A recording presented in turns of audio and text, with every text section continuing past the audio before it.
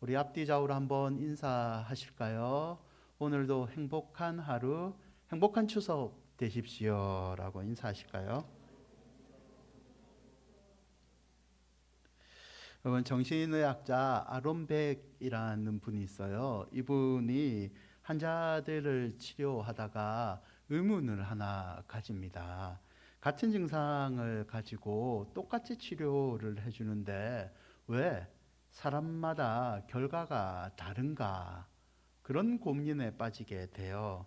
고민하던 아론은 과학적인 원인으로 찾아봐서 답이 없으니까 과학적인 방법이 아닌 다른 곳에 이유가 있지 않을까 생각을 합니다. 찾아오는 환자들을 상세히 면담을 하죠. 그리고 치료의 효과에 영향을 주는 원인을 하나 발견하는데요. 그것은 바로 믿음의 문제였습니다. 환자들이 치료를 받으러 오면서 이런 생각을 하는 거예요. 이 의사는 속으로 나를 형편없는 사람으로 생각하고 있다. 이 의사가 아무리 어떤 치료법을 주더라도 나는 낫지 않을 것이다. 반대로 이 의사는 나를 꼭 고쳐주는 사람이다. 이분이 말하는 대로 하면 내 병은 반드시 나을 것이다. 이 믿음의 문제가 결과의 차이를 만들어 놨다는 거죠. 의사가 당신에게 나는 그렇게 생각하지 않습니다 라는 말을 해도 환자들은 스스로의 생각을 의사의 말보다 더 믿고 있다는 거죠. 이 잘못된 믿음이 인생의 전반적인 영역, 부정적인 효과를 일으킨다고 아론 박사는 발견하게 됩니다. 그래서 이때부터 사람들이 스스로 잘못된 믿음을 가지고 있다는 것을 알려주죠. 그리고 그 믿음을 바꿀 수 있는 방법을 평생 연구하게 됩니다. 이 연구는 나중에 한번 좀 들어봤을 거예요. 인지치료라는 정신의학 기법으로 발전하고 있고 지금도 많이 사용되고 있습니다. 여러분, 우리가 그렇잖아요. 교회에 나가요. 찬양을 불러요. 말씀에 아멘으로 화답을 합니다. 참 믿음이 좋은 것으로 보이는데 우리 마음속에 진짜 하나님의 말씀이 그대로 이루어집니다라고 아멘으로 일치하는 믿음을 가실 때가 얼마인 것 같습니까? 진짜 믿음은 내가 믿고 들은 대로 그대로 마음에 믿는 게 진짜 믿음 아닙니까?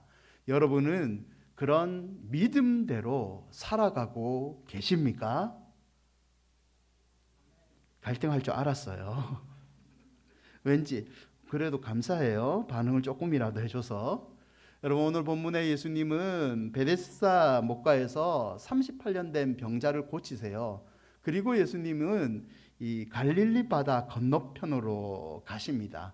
요한복음 6장 1절에 보면 그 위에 예수께서 디베라 갈릴리 바다 건너편으로 가실세라고 되어 있습니다. 갈릴리라의 이름은 구약에는 긴네네, 신약에는 게레사네 디베레로 불려요. AD 22년에 이 헤롯 안디바 왕이 티베리우스 로마 황제를 기념하기 세운 이 갈릴리 중서부 연안의 작은 도시예요. 사람들은 이 갈릴리 바닷가를 디베랴 바닷가라고 편의상 부르기도 합니다. 6장 2절에 보면 이렇게 기록되어 있어요. 큰 무리가 따르니 이는 병자들에게 행하신 표적을 보았음이로라. 예수님이 갈릴리 바다 건너편으로 가는데 많은 사람들이 예수님을 따라갑니다. 이유는 병자를 고쳤기 때문입니다. 표적을 눈앞에서 봤죠. 그래서 사람들의 일부는 나도 병자를 고쳤던 그 예수님께 내 병을 고침을 받고 싶었다는 마음으로 따라가요. 그 중에 또 일부는 병자를 고치는 소식을 봤는데 나 이 병자를 고치는 간격을 나는 꼭 봐야겠다. 호기심으로 따라가요. 수많은 사람들이 예수님을 따라갑니다. 문제는 그들이 예수님을 따라 벳세다의 들판으로 나갔을 때가 해가 저문 상태입니다. 해가 저문 상태인데 배가 고픈 상태예요. 식사를 해야 되는데 수많은 사람들이 모였는데 이 배고픔에 대한 해결점이 없는 상태였습니다. 6장 10절에 이렇게 얘기합니다. 예수께서 이르시되 이 사람들을 앉게 하라 하시니 그곳에 잔디가 많은지라 사람들이 앉은 수가 몇 명이라 되어 있어요? 5천 명. 일반적으로 유대인의 숫자의 개념을 말씀드렸잖아요. 애들은 뺍니다. 여자들은 빼고 남자들만 센 숫자가 5천 명이에요. 그래서 학자들이 연구하니까 이때 모인 숫자는 최소 1만 명, 많게는 2만 명 정도가 모여 있는 상태입니다. 우리가 알다시피 예수님은 이 2만 명이 모이는 어려운 상태를 어린아이의 보리떡 5개와 물고기 2마리, 오병이어의 기적으로 해결해 주십니다.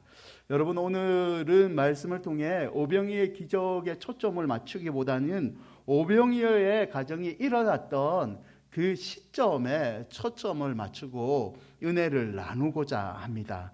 먼저 우리는 이 무리의 배고픔을 해결해 주신 예수님이 본문에서 어떤 분으로 나타났는지 한번 살펴보아야 됩니다. 본문에서 나타나는 예수님은 첫 번째로 필요를 채워주시는 분입니다. 여러분, 예수님은 우리의 모든 필요를 채워주시는 분이십니다. 아멘. 여러분의 영적인 필요를 채워주십니다. 아멘. 여러분의 물질의 필요를 채워주십니다. 아멘 소리가 조금 작아지죠. 그럴 수밖에 없어요. 왜냐하면 왠지 육적인 필요를 채워주시는 분입니다. 아멘 하면 내 믿음이 작은 것처럼 보이니까, 내 믿음이 너무 현실적인 믿음을 가지는 게 조금 부끄러운 믿음이 아닐까라고 생각하기 때문입니다. 여러분, 그러나 우리의 예수님은요, 육신의 필요도 채워주시는 분이십니다. 예수님은 영적인 문제뿐만 아니라 육적인 문제도 해결해 주시는 분이죠. 우리나라에 믿음이 들어왔을 때 우리의 선배들은 이 육적인 필요에 관해서 하나님께 간절하게 기도했습니다. 하나님, 내가 지금은 못 먹지만 내 자녀들은 먹고 사는 문제에 관해서는 하나님께서 해결해 주십시오. 오늘 빵 한 조각으로 이렇게 넘어갑니다. 내일에 먹는 것을 해결해 주십시오. 그러다가 세월이 지나서 하나님의 은혜로 우리 대한민국이 이 먹는 문제가 해결됐잖아요. 그러다 보니까 우리는 육적인 간구를 하는 걸 저급한 기도라고 생각할 때가 있습니다. 여러분, 그렇지 않습니다. 마태복음 6장 11절에 보시죠. 오늘 우리에게 일용할 양식을 주시옵고. 주께서 우리에게 친히 기도를 가르쳐 주실 때 일용할 양식을 주시라고 너희들은 기도해야 된다고 얘기를 합니다. 이때 일용할 양식은 하늘 양식도 포함한 우리의 육적인 양식도 들어가 있습니다. 사랑하는 여러분, 예수님은요, 우리의 배고픔을 외면하시는 분이 아니십니다. 우리의 영적인 삶에만 관심 있는 분이 아니시고 우리의 연약함, 질병, 물질의 문제도 다 관심을 가지고 계시죠. 열왕기상 19장 4절과 8절에 보면 낭망한 엘리야가 도망을 치는 가운데 로뎀나무 안에서 죽여주십시오라고 하나님께 호소의 기도를 드리고 있어요.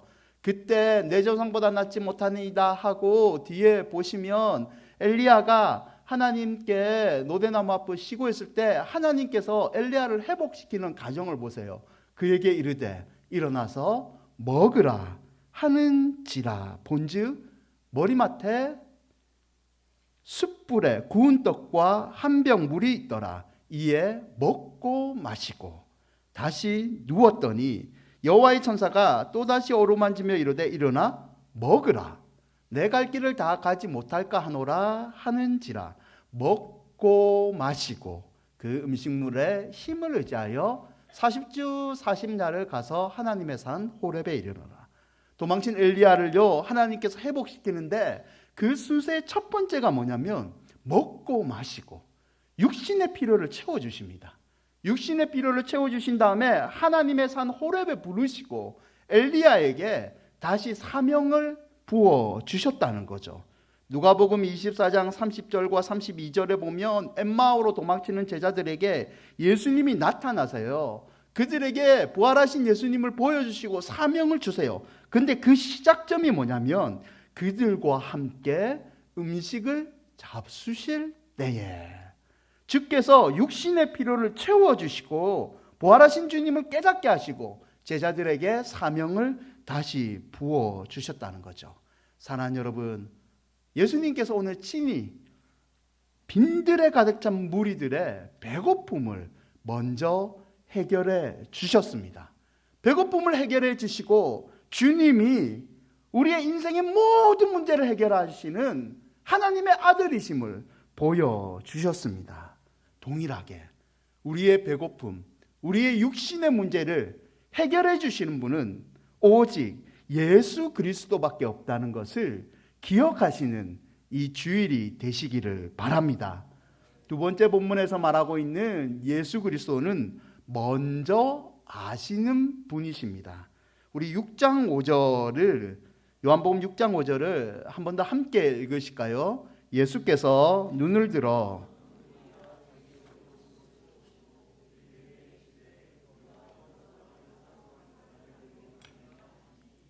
우리가 6장 5절에 주목해야 할 단어는 보시고라는 단어입니다. 여러분, 이 보시고라는 단어는 우리가 아는 오병이어의 시작 시기를, 시작점을 가르쳐 주고 있는 단어입니다. 본문을 찬찬히 읽어보시면 예수님께서 눈을 들어 큰 무리가 자기에게 오는 것을 먼저 보셨다라고 언급되어 있어요. 즉, 예수님은 무리가 말하기 전에 그들의 배고픔을 먼저 하셨다는 겁니다. 여러분, 제자들이 찾아와서 예수님, 사람들이 꼬르륵 꼬르륵 걸어요. 밥을 먹여야 될 것 같아요. 이렇게 말을 하지 않았습니다. 무리 중에 한 명이 예수님 말씀 너무 좋습니다. 그런데 나 배고픕니다. 이 배고픔을 한번 돌을 떡으로 만들어 주셔서 우리의 배고픔을 채워 주십시오라고 말하지 않았다는 겁니다. 예수께서 먼저 하시고 무리의 배고픔을 채워줬다는 거죠. 여러분, 누가복음 15장 20절에 우리가 잘 아는 탕자의 비유가 나와요. 이 탕자가 모든 재산을 다 잃어버리고 쥐엄나무를 먹고 이 불편함이 있을 때 아버지의 집으로 돌아가자고 결단을 합니다. 그리고 아버지의 집으로 돌아오죠. 20절은 이렇게 기록하고 있습니다. 이에 일어나서 아버지에게 돌아가니라. 아직도 거리가 먼데 아버지가 그를 보고 측은히 여겨 달려가 목을 안고 입을 맞추니. 돌아오는 탕자를 누가 먼저 봤죠? 아버지가 먼저 봤습니다. 아버지가 먼저 달려갔어요. 아버지가 입을 맞췄어요. 사랑하는 여러분, 이 비유는 가르쳐 주는 게 뭐예요? 우리에게 사랑을 주시고 하나님은 언제나 기다리시고 은혜를 베풀어 주시기 원한다는 비유 아닙니까? 동일하게 오늘 빈들에서 배고픔에 쌓인 수많은 사람들에게 예수님이 필요를 말하기 전에 먼저 하시고 먼저 그 필요를 채워 주셨습니다.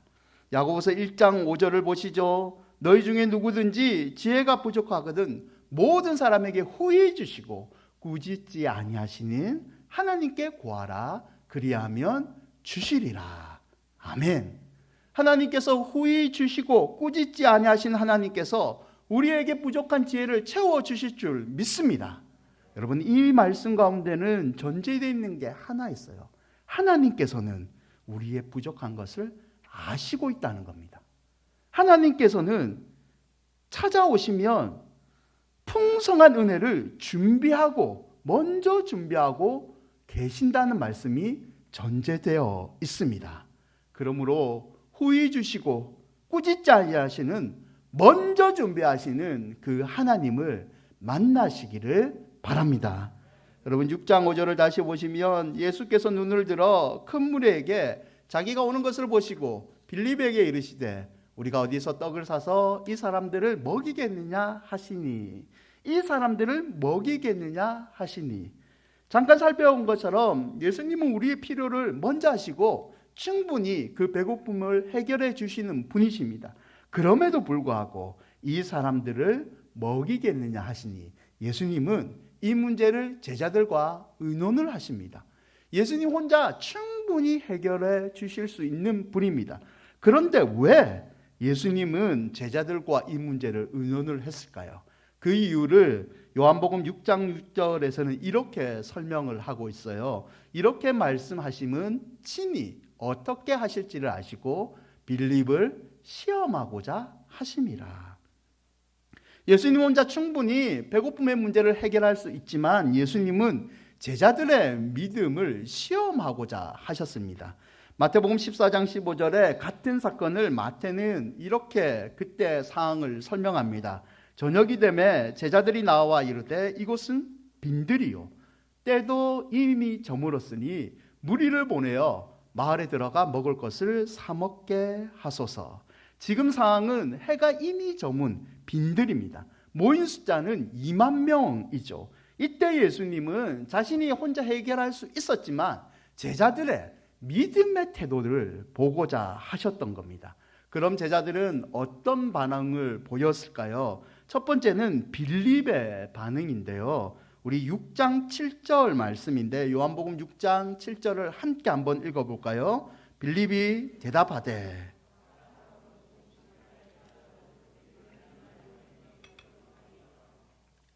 예수님이 빌립에게 음식을 구하라고 말씀하세요. 여러분 빌립은요 벳세다가 고향이에요. 요한복음 1장 44절에 빌립은 안드레와 베드로와 한 동네 벳세다 사람이라 무리가 2만 명 모인 그 근처의 벳세다가 빌립의 고향이에요. 빌립은 지금 어디 가서 어떤 음식을 구해야 될지 잘 아는 사람입니다. 지금 어디에 가면 24시간 편의점이 열려 있다. 지금 어린이집에 가면 이만큼 한 100명분을 구할 수 있다. 지금 구할 수 없다. 몇 시까지 가야 된다. 이 사항을 누구보다 잘 알고 있는 사람입니다. 여러분 빌립이 계산을 해요. 채소 먹을 양 곱하기 모인 수 2만 명 구해봤더만 200데나리온이라는 답이 나옵니다. 데나리온은 로마의 은전인데요. 무게가 3.8g. 이게 노동자와 군인의 하루 품삯과 같습니다. 계산을 해보니까 200데나리온 8개월치의 품삯이 필요한 거예요. 빌립이 내놓은 계산은 주님 이 사람들 다 먹이려면 8달의 월급이 필요합니다. 이 말은 무슨 말이에요? 먹일 수 있다는 말이에요? 먹일 수 없다는 말이에요? 먹일 수 없다는 말입니다. 불가능하다는 말입니다. 여러분 빌립이라는 사람이요 우리 공동체에도 필요해요. 조직에는 이런 사람이 꼭 필요합니다. 사람들이 당황하는 상황이 닥쳐왔을 때 그 상황을 계산적으로 정확하게 분석하고 정확하게 말을 해주는 사람이 필요합니다. 그럼에도 불구하고 예수님은 이 빌립의 계산적인 태도를 칭찬하지 않습니다. 왜일까요? 여러분 빌립의 계산은 정확했지만 해결점이 되지 않아요. 빌립의 계산은 정확했지만 예수님이 원한 의도를 정확하게 파악하지 못했습니다. 문제를 발견했지만 문제 앞에 믿음의 태도를 보인 것이 아니라 절망의 태도를 보였다는 거죠. 여러분 이런 모습은요 오늘날 우리에게도 있습니다. 우리에게도 있습니다. 우리는 하나님의 일을 할 때 계산의 원칙을 앞세우죠. 합리성을 가지지 말라는 말이 아닙니다. 그러나 하나님의 일은 때로는 계산의 영역을 뛰어넘는 영역이 있는데도 불구하고 우리가 머리로 계산해서 이렇게 해야지 교회 일은 된다. 내가 기도를 했으면 이렇게 해야지 되는 거지. 절대 이 영역을 벗어나는 일은 나에게 기도의 응답으로 오지 않는다라고 우리가 하나님을 앞서서 계산을 하고 결론을 내려버리고 있다는 거죠. 사랑하는 여러분, 하나님의 일은요 우리의 계산을 뛰어넘습니다. 하나님의 일은 하나님의 일하심은 믿음으로 하는 거지 우리의 계산으로 하는 게 아닙니다. 여러분 이 시대의 신은 무엇입니까? 일반적으로 이 시대의 신은요 두 가지래요. 첫 번째는 돈이래요. 돈이 신이 되고 있잖아요. 그래서 오스카 와일드라는 사람이 이런 말을 합니다. 젊은 사람은 돈이 전부라고 생각한다. 더 나이를 먹으면 돈이 전부가 아니라는 것을 느끼게 된다고 이야기하는 것이 아니다. 더 나이가 먹으면 돈이 전부라는 것을 뼈저리게 느끼게 된다. 돈이 어느 순간 하나님이 되어버리죠. 여러분 이걸 이기는 방법은요 성도는 되게 간단해요. 어떻게 이길 수 있어요? 계산하지 않고 돈을 계산하지 않고 하나님께 바치면 됩니다. 되게 간단하죠. 그런데 잘 안 되잖아요. 계산하지 않고 이웃에게 사랑을 베푸면 됩니다. 그런데 그렇게 못하고 있죠. 이 시대의 또 다른 강력한 신은요 합리성입니다. 이성과 경험으로 신앙을 판단하는 거죠. 그래서 이렇게 얘기하죠. 네가 말하는 신, 당신이 말하는 하나님은 당신은 그냥 신념이다. 과학적으로, 경험적으로 증명된 게 아니다. 그거는 당신의 하나님이니까 나한테 강요하지 마라.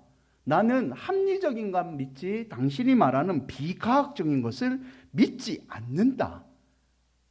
신앙을 믿음이 아닌 단순 신념으로 생각하는 그런 잘못된 믿음이 우리 가운데도 있다는 거죠. 교회에서 하는 일이 장로님이 얘기하는 것이, 목사님이 얘기하는 것이, 권사님이 얘기하는 게, 집사님이 얘기하는 게 그게 인간의 생각으로 맞는 일이냐고. 불가능합니다 라고 교회의 일을 다 그냥 계산적으로 추진하는 경우가 있다는 거죠. 사랑하는 여러분, 하나님은 계산과 이성을 초월하시는 분이십니다. 왜냐하면 하나님께서 이성을 포함한 모든 것을 창조하신 분이기 때문입니다.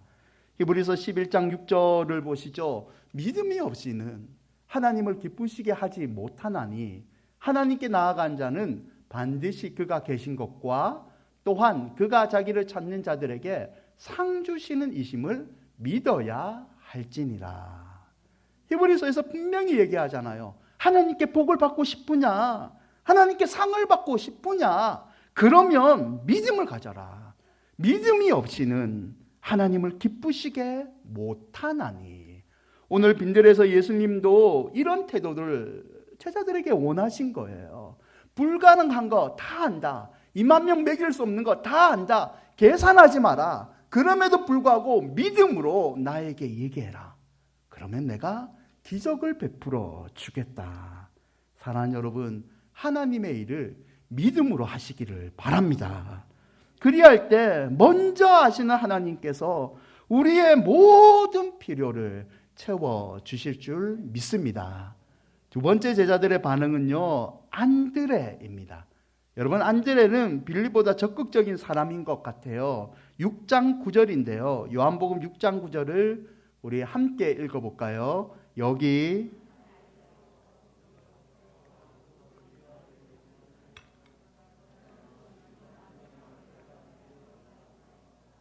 여러분, 안드레는요 하나이를 찾아냅니다. 아이가 가진 보리떡 5개와 물고기 2마리를 예수님께 가지고 와요. 여러분, 보리떡 5개와 물고기 2마리는요 아이의 하루 식사가 아니고 가족의 식사예요. 그런데 아무리 가족의 식사라도 그거를 예수님께 가져온다고 2만 명을 어떻게 먹여요? 사람들이 이렇게 얘기할 거예요. 안드레 약삭 빨랐다.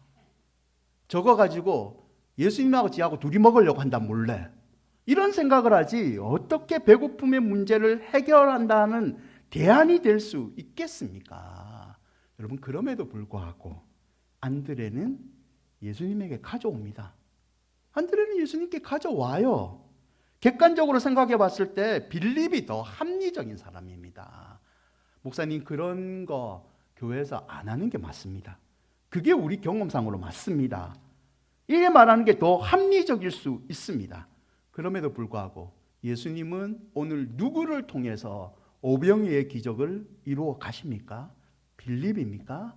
안드레입니까? 안드레예요. 여러분, 차이는 간단합니다. 믿음의 문제였습니다. 안드레는 이게 대안이 안 되는 걸 알지만 우리 예수님은 이 대안이 안 되는 이 보리떡 5개 물고기를 가지고 이 수많은 무리들을 배고픔을 해결해 주실 분임을 믿습니다라는 믿음의 태도를 가지고 예수님에게 나아갔다는 겁니다. 사랑하는 여러분, 기억하십시오. 우리는요 인생의 결론을 내리는 사람들이 아닙니다. 우리는 결론을 내리는 사람들이 아니에요. 우리는 문제를 해결하는 사람들이 아니라 우리의 문제를 가지고 하나님께 나아가는 사람들입니다. 우리 인생의 생사화복은 우리가 결정하는 것이 아니라 하나님께서 결정하신다고 우리 입으로 고백하고 있지 않습니까? 그러면 하나님께 답을 가지고 가지 마시고 결론을 가지고 가지 마시고 하나님께 문제를 가지고 해답을 해결해 달라고 믿음의 태도를 보이시기를 바랍니다. 여러분, 하나님은요, 우리가 인생의 답을 가지고 오는 것을 원하지 않으세요. 어떻게 보면 하나님은 문제를 가지고 하나님이 이 문제를 해결해 주십시오라는 믿음의 태도를 보시는 분이십니다. 사랑하는 여러분, 믿음으로 인생의 모든 문제를 가지고 하나님 앞에 나아가시기를 바랍니다. 히브리서 11장 6절 다시 한번 읽을까요? 믿음이 없이는 하나님을 기쁘시게 하지 못하나니 하나님께 나아가는 자는 반드시 그가 계신 것과 또한 그가 자기를 찾는 자들에게 상 주시는 이심을 믿어야 할지니라. 아멘. 믿음이 없이는 하나님께 나아가지 못하는 것을 이 예배 시간에 다시 한번 마음에 꼭 새기셔서 믿음으로 나아가 하나님이 예비하신 은혜를 체험하시기를 축원드립니다. 말씀을 맺고자 합니다. 지난 14일에 우리 믿음의 선배 중에 한 분이 하나님의 부르심을 받았어요. 위대한 복음의 전도자라고 존경받던 조용기 여의도 순복음교회 원로 목사님이 하늘로 소천하셨습니다. 이분의 영향력을 수많은 사람들이 받았잖아요. 저도 한 주간 동안 목사님의 설교를 유튜브를 통해서 다시 듣고 목사님이 걸어가신 길을 다시 한번 추억하는 시간을 좀 가졌어요. 우리가 잘 아시다시피 조용기 목사님은 1958년도에 순복음신학교를 졸업하시고 장모이시죠, 최자실 전도사님과 함께 대조동에서 천막교회를 개척하세요.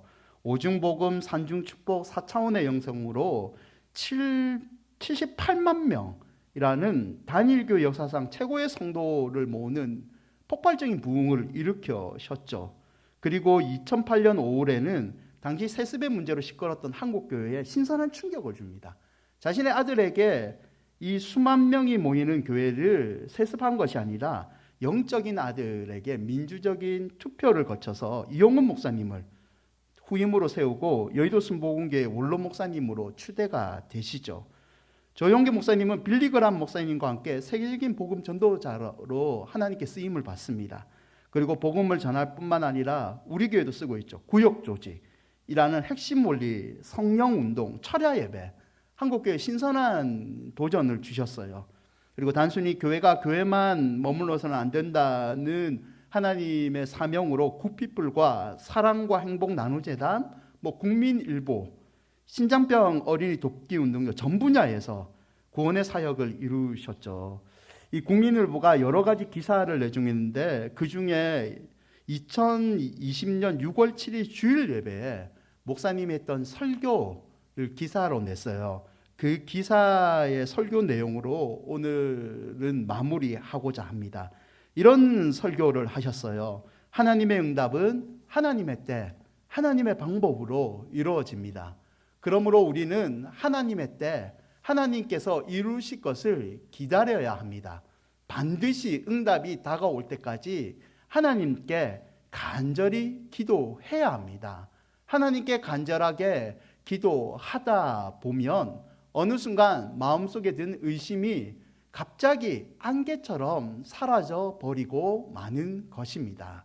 그 다음은 함께 읽을까요? 그래서 없는 것이 있는 것처럼 생각되고 없는 것이 있는 것처럼 꿈으로 보이고 없는 것이 있는 것처럼 믿어지고 입에서 담대하게 말해지는 것입니다. 그러면 하나님의 기적이 일어납니다. 아멘. 여러분, 없는 것이 있는 것처럼 되고 싶으시죠? 여러분, 생각하고 있는 것이 현실에 이루어지기를 원하시죠?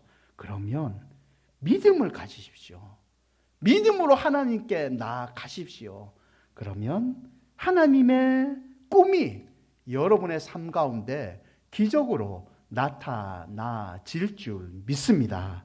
신명기 6장 4절과 5절, 이스라엘아 들으라, 우리 하나님 여호와는 오직 유일한 여호와시니. 함께 읽을까요? 너는 마음을 다하고 뜻을 다하고 힘을 다하여 내 하나님 여호와를 사랑하라.